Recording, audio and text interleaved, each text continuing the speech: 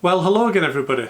Well, today we're going to be having a look at this Philips PM3055 oscilloscope, and I need to start off by thanking George Christophe, who very kindly donated this scope to the channel. Thank you, George. Well, unfortunately we don't have very much information about this scope, but according to my friend George, he tells me that last time it was plugged in, just a load of white smoke came out of it. So I'm hoping that it could actually be a relatively easy fix, i.e. that it could just be one of the X capacitors connected across the mains, or maybe a Y capacitor, but hopefully something like that. So I think that's the first thing to look at, because it certainly fits the description of a load of white smoke poured out the back. Now, I've got to admit, this PM3055 was never a favourite of mine. I have actually used them in the past. I've always found that these push button type interfaces were a little bit tedious, but I suppose it is still an analog scope, which is a good thing. Now, generally I think it appears in pretty good condition, but I can see it has suffered some damage to the top of the plastic bezel here, but the case is actually in fairly good condition. It's got lots of marks on it, but I'm hoping that these will actually clean up with a little bit of work. Now, as it happens, I do actually have another of these oscilloscopes, which I think may have been a rack mounted unit, but it doesn't have any type of case on, and interestingly enough that was one that George did give to me. So I thought what we could do, if we're unable to resurrect this one, if it's just too far gone, what we can maybe do is swap the internals out of the other scope that we've got and put them in here, because I really need another oscilloscope, because obviously 15 or maybe 16 scopes counting this one, well, we always need more oscilloscopes, don't we? Yes, it does have the distinctive odour of burn, but not necessarily of burnt capacitors, which are quite a distinctive smell. Well, no foreplay today, let's just get down to some business with this. Not exactly sure how this cover comes off, so I'm going to use the usual technique of just unscrewing things until it comes off. Okay, just needed a little more man force there. Is that going to come undone now?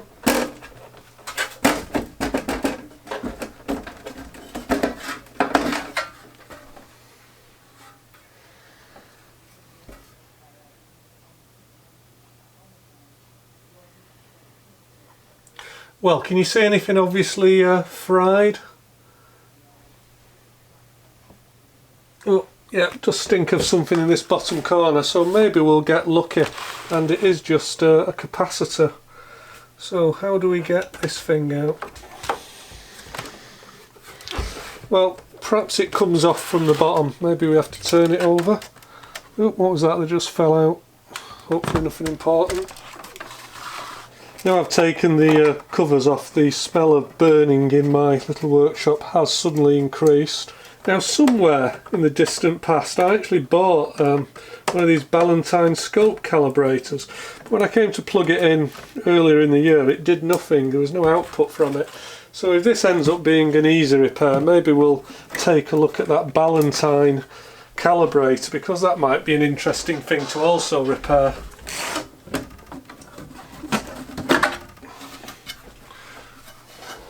Now, this is a complete novelty to me. I've never seen an oscilloscope before that has this plastic chassis like this. I mean, normally if it was a Tektronix scope or something, everything would be metal screened, but this one isn't. Whether or not that just means it was built down to a price, or the designers didn't think it needed it, well, I've got no idea, but certainly it's a little bit of a different construction technique, this, isn't it?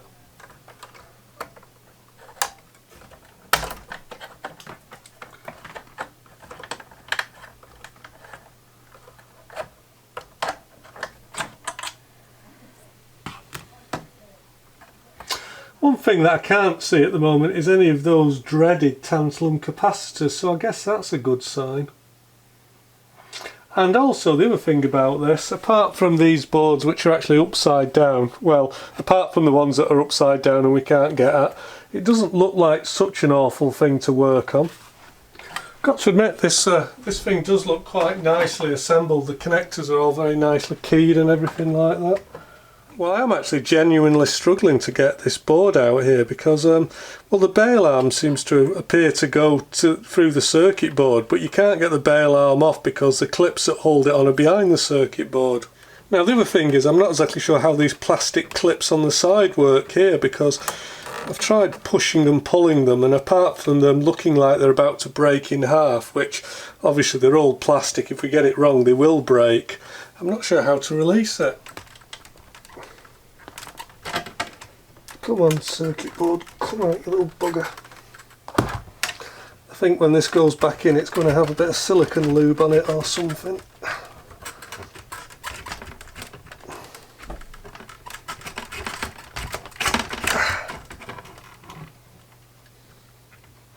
Oh yeah, and I think it might be an easy repair. It could be the usual suspects.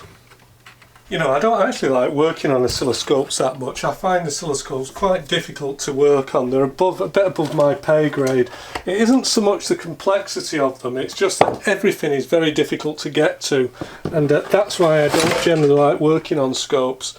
You can generally figure the electronics out, but sometimes, I mean, I was repairing a tech last year and I like to throw it against the wall, because the effort of having to take it all apart to actually get access to the control boards and then putting it back together again before you can do any testing. I can only assume that when they worked on these things in the factory they probably just took all the boards out and tested them separately in jigs or something. But when you're working on these things at home and you've got to taking them out, changing a component, putting them back in, trying them, yeah, it gets painful very, very quickly. I think if I just release this ribbon cable we'll be able to get it a bit higher.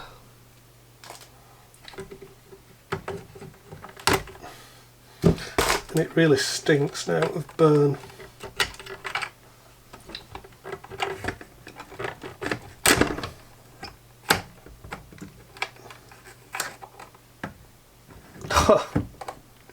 Yeah, there's your problem. Well, it looks like this RFI cap has had a bad day at the office, doesn't it? So let's get that out. I suspect it'll probably work if we just pull that out, so I might try that before we go any further.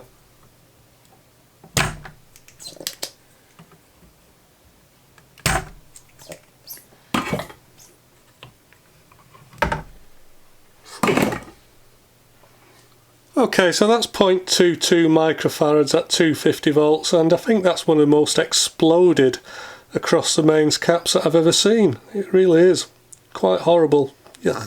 So that capacitor is actually just for radio frequency interference. It won't actually stop the oscilloscope from working if it's not actually there. So I really want to see what I'm getting into with this unit before we go any further, because yeah, I was hoping it was just going to be a quick and easy repair. So I think what we will do is we're just going to plug it back in and we're going to power it up, and it'll either work or it'll explode. I know not which. But we can find that out together, can't we? They say that this circuit board should just rest in there. It doesn't rest in there very well. Right, have we got everything plugged in? Am I missing anything? Can you tell me? No, it doesn't rest in there, does it? Okay, I don't think it's going anywhere. Let's see if we can just move that ribbon cable away from that HT, because that might not be healthy. I think for the first test we'll plug it in on the isolation transformer. Let's see what fuse it's got in. 3 amps, okay. It's worth a try. So it may work or it may just explode.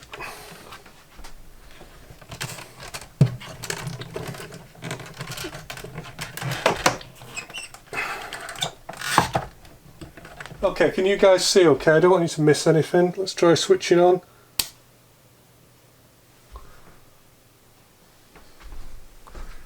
Did anything happen?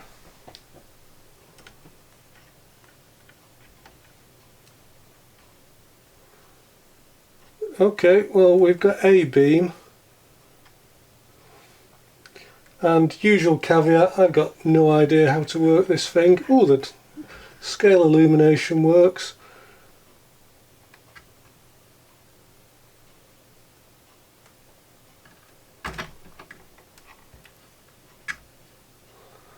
Well, only appear to have one beam at the moment, but it is actually working.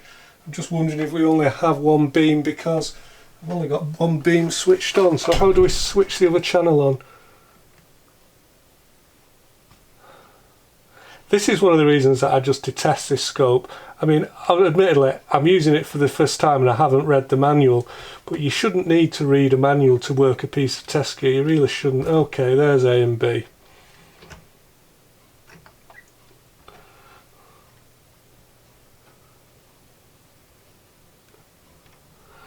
And main time base. Okay, there we go. Cooking with gas now. Well, I was just recently on a forum where people were complaining about the cost of oscilloscopes and just saying how dear they were and how you can't get bargains anymore. Well, this oscilloscope was purchased for the ground price of £19, and for the sake of replacing a single capacitor, I think we've probably got a winner. So let me go ahead and do that. Well, it's less than 24 hours later, and I'm surprised to say that RS Components have gone ahead and already delivered me our replacement capacitors. Now, it probably goes without saying, but when you replace these capacitors, which are actually connected across the mains input in this oscilloscope, you've got to choose the right type of safety capacitor. So make sure you do that. Don't use any old capacitor because you could come unstuck.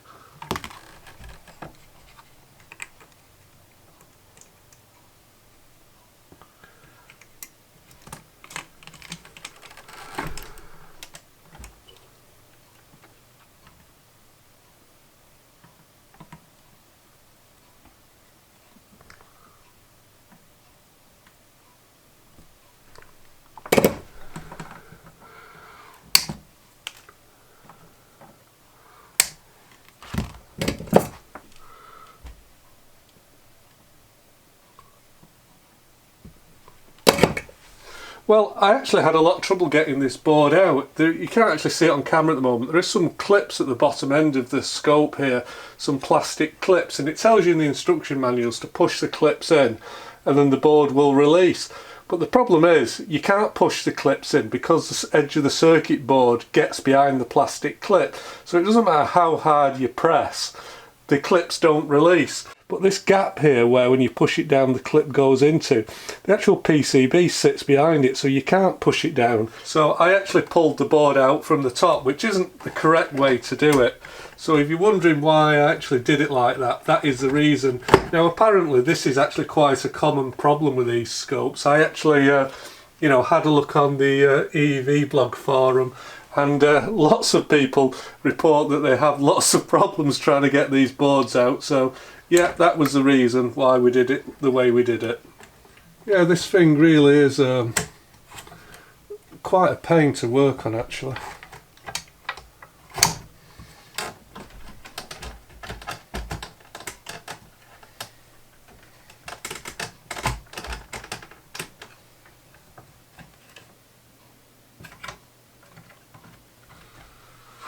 One thing that's a bit unnerving about this scope is it's so quiet. It's totally silent. It hasn't got a fan running in it, and that makes a bit of a difference for analog electronics. It does look as though it had room for a fan to go here, but it doesn't have one. So when you switch a scope on, it's a little bit unnerving not to have the roar of fans, of course we do with all the modern scopes. Now, one thing I really dislike about this oscilloscope is I think it's got a terrible interface with it. I'm sure like driving a new car you get used to it, but things like this is the A input for the scope and this is the B input, but to actually select the volts per division, it's actually one of the knobs up here, and just looking at it now I've got no idea which knob it is. Well, I think A is this, yeah, it's that one, because this top band here is A and the bottom one is B, but it just says Y position and Y position. It doesn't tell you whether it's A Y position or B Y position. Of course you get to know these things, but it's just really non-intuitive. You know, like for most oscilloscopes the volts per division will be above the channel input. Well, here it's over here, so you have to like look at it and read it. I'm sure you get used to it. But regarding the display on this scope, it is absolutely lovely, crisp and clear.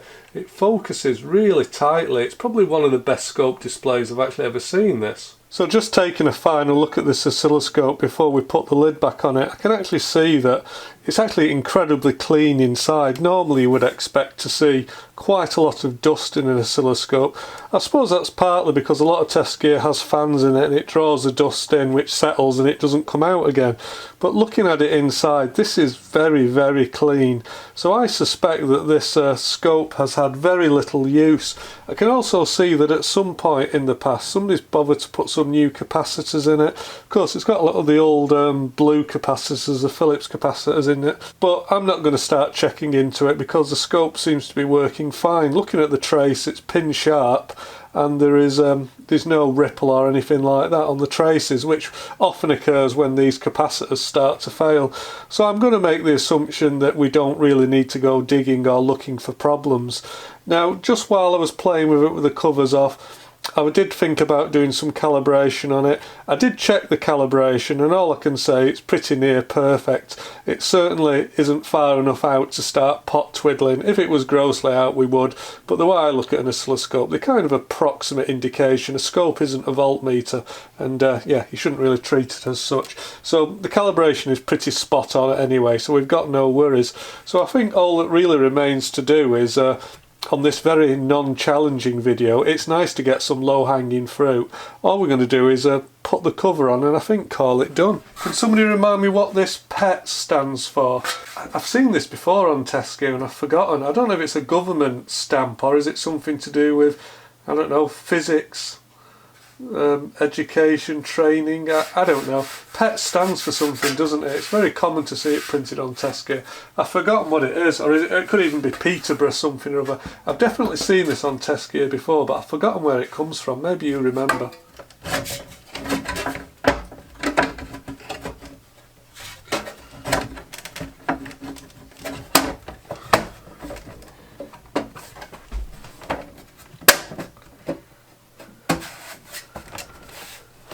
Shame about the chip out of this top plastic surround here.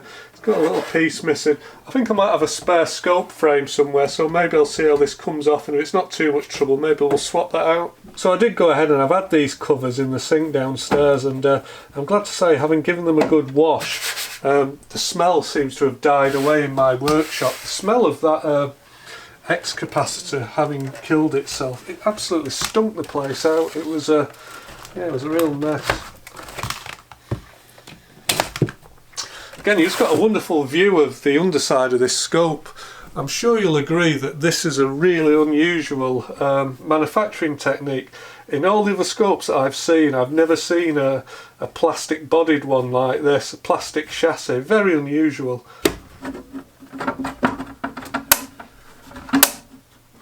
Ah, damn.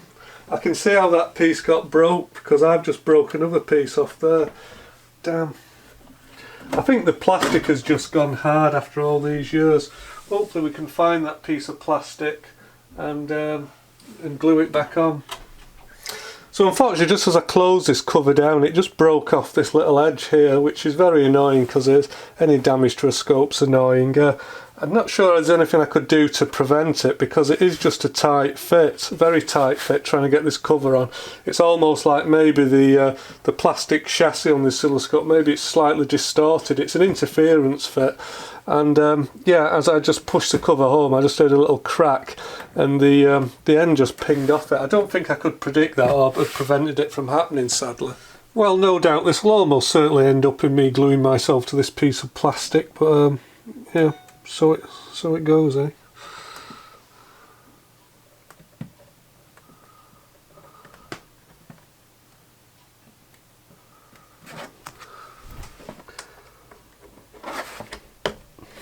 Tech tip, always make sure your test gear's got the right fuse in, because if it hasn't and you've got a fault, you're going to do an awful lot of damage to it, whereas if it's got the right fuse in, luckily the damage will be relatively minor, or you may be lucky and not really do any damage at all, so check fuses. Well, previously while we had the lid off the oscilloscope I did go ahead and do a very quick calibration check, but I think we have bolted it back together now and I am just going to give it another quick check. So I'm actually feeding in a signal at the moment into both channel A and channel B, and I've actually gone ahead and I've adjusted both channel A and channel B so they're on top of each other. So there you go, there's channel A. I'm just going to line it up So it's pretty much on top of channel B like that, because when we do the test I want to know if there's any difference between the voltage per division for channel A and channel B, and I also want to see if we get any strange effects with DC offsets occurring, which you can on oscilloscopes. So I'm going to start off with the highest voltage per division that this scope can do, which is 10 volts per division, so yeah, we are maxed out. And I'm also using a signal generator. Now I'm keeping the frequency from the signal generator deliberately low, so we're just at 1 kHz at the moment. And the reason that I'm keeping the frequency so low is that I don't want to have to be concerned about very careful termination of any of the wiring. So we're not bothering to terminate this cable in its characteristic impedance or any of that nonsense. We'll do that later on when we look at the bandwidth. So at the moment I've got my signal generator set to its maximum output, which is actually 20 volts per division. We've got the scope set to 10 volts per division, so we'd expect 2 divisions, and we have got 2 divisions, and the 2 traces are absolutely on top of each other. So what we'll do now is we'll just drop the voltage per divisions down to the next setting. So we're now on 5 volts per division. So what's our reading now? So it's 5, 10, 15, 20, which is of course what we expect because we've got a 20 volt input, so that's fine, and both the A and B are still on top of each other. Can we go down again? Okay, looks like we're going to have to just drop the voltage down on the signal generator because we've gone off screen. I think maybe now we've got a bigger waveform up, we can just go ahead and maybe centre this just a little better. 1 volt per division now, we've gone off screen, let's drop the signal generator again. Okay, perfect. Let's drop down to 0.5 volts per division. Off just a little tiny bit at the top and the bottom there, but certainly not worth tweaking. So we're inputting 1.6 volts now, so to double check, 0.2 times 1, 2, 3, 4, 5, 6, 7, 8 is 1.6. So we're on 0.1 volts per division now, so let's drop the signal generator down to 0.8 volts. Okay, we're on 10 millivolts per division now, so let's drop the signal generator down to 80 millivolts. So you can see now we've dropped the voltage down, we're getting a little bit of shimmer on the waveform here. Well, this is actually modulation which is being caused by AC, it's being caused by 50 Hz pickup, so you'll find that the frequency of this modulation is 50 Hz. It's being caused by a variety of things, which is including probably a ground loop that we have set up within the cabling here, because we've got a mains plugged in a piece of equipment which is physically connected to our signal generator, and the screen cable joins the two things together. We're also probably just picking up some mains internally from just capacitance and inductance from the internal wiring. Again, perfectly normal for a scope such as this. Interference is going to keep getting worse as we start to reduce the voltage even further. And just for comparison, we've got the Keysight 3024T, which is a relatively modern scope and relatively high spec, and as you can see this is suffering the same problem with the ground bounce and the noise that we can see. Okay, so it appears that our 2 millivolts per division, this is as low as she goes, but yeah, that's perfectly usable for anything that we're ever going to need, I think. Well, as we just saw, it does look like the input attenuators on this oscilloscope for both channel A and channel B, they look in pretty good condition. And also when we were changing between those voltage per division ranges, we found that the actual oscilloscope trace, it wasn't jumping up and down, it actually stayed on the centre line, which also means that there is no strange DC offsets or things like that, which can occur if the input attenuators aren't correctly adjusted. Now the final check that I'm going to do today is just to actually measure the bandwidth of the scope and just confirm that it does actually exceed the 60 MHz that it says on here. So pretty much all oscilloscopes will have the bandwidth printed on them somewhere. In this case it's 60 MHz. Now for all oscilloscopes, if we actually increase the frequency of the incoming signal, the actual measured voltage will change. The higher the frequency, the smaller the measured voltage will be, and I can just prove that to you. So at the moment the sine wave that you're looking at, it's about 1 MHz. So what I'm going to do is I'm just going to increase the frequency from 1 MHz, and I'm going to increase that to 100 MHz. And let me just adjust the time base on the scope. Okay, we're maxed out now at 5 nanoseconds per division, and as you can clearly see, even though we're actually exceeding the 60 megahertz printed on the oscilloscope here, we're actually putting a signal in of 100 megahertz now. We can still see it's a sine wave, so the oscilloscope is still working. You're not going to blow it up by putting too high a speed signal into it or anything like that, but the voltage calibration is out now. It's actually showing the level to be much smaller than it actually is. Now, in order for you to test the bandwidth of your oscilloscope, you do actually need to have a fairly good signal generator and one that's got a fairly flat output response. I know that the Marconi that I'm using is pretty flat really, between 1 megahertz and well, let's say 1000 megahertz. Now, if you want to measure the bandwidth of your oscilloscope, not only do you need a good signal generator that has got a relatively flat output, as we've just said, you also need to make sure that we actually couple that signal into the oscilloscope in the correct way. So my particular signal generator is 50 ohms. So in order to actually couple this signal into the oscilloscope, you can't just put the coaxial cable in, which is also 50 ohms. What you actually have to do is you have to use a correct type of terminator, which in this case is a 50 ohm terminator. Some oscilloscopes might actually allow you to select a 50 ohm termination. Some do, some don't. Let me just set our incoming signal now back to 1 megahertz.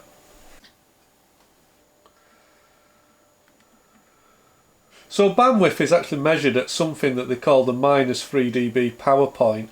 Now, another way to say -3 dB, we can also say when the signal falls by 0.707. When it's 0.707 smaller than it is now, it's actually at the 3 dB point. Now, this waveform at the moment, let me just look, we've got 20 millivolts per division, and we've got 8 divisions, so we've got 160 millivolts. So if we take 160 millivolts and we actually multiply that by 0.707, that gives us 113 millivolts.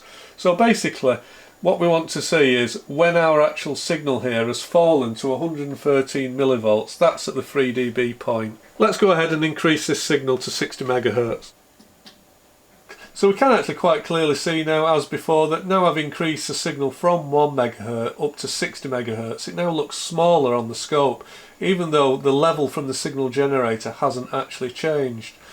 So let's just see what our signal's fallen to. So it's 1, 2, 3, 4, 5, 6, 6.4 divisions at 20 microvolts. So that's 128 millivolts. So our signal is actually 128 millivolts. It's actually bigger than 113 millivolts, which is a 3 dB point. So at the moment this scope is exceeding its specification. We were expecting this to drop now to 113 millivolts, but it's well above that. It's 128. So what we'll do is we'll keep increasing the frequency until it falls away. So if you actually want to work out the number in dBs, how much our signal has fallen, that's actually relatively easy to do. So our measured value at the moment is 128 millivolts. We're going to divide that by the signal, the size of the signal at the start, which was 160. That gives us 0.8. So what we're going to do is we're going to take the log of that, and then we're going to times that by 20. And that gives us minus 1.9. So our signal's actually only fallen by 1.9 dB. We've actually still got another dB to go. So let's go ahead and increase the frequency now to 70 megahertz. And you can see our waveform looks a little bit smaller again.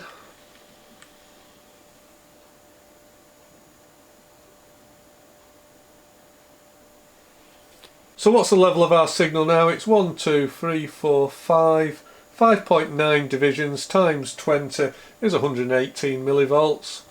And we can do our little calculation again if we want to. 118 millivolts divided by what we started with, which was 160 millivolts.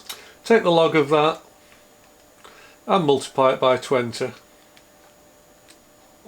Okay, so we're at minus 2.6 dBs now, but we're not at minus 3 dB. So yeah, even at 70 megahertz, we're still actually exceeding the specification of this scope. Let's increase the frequency to 80 megahertz. Okay, so I went ahead and I set the signal generator to 80 megahertz, and you can see our signal has fallen just a little bit more again. So let's see what level we're at now. We're at 1, 2, 3, 4, 5, 5.5 divisions times 20 millivolts is 110 millivolts. So let's stick that into our calculator again.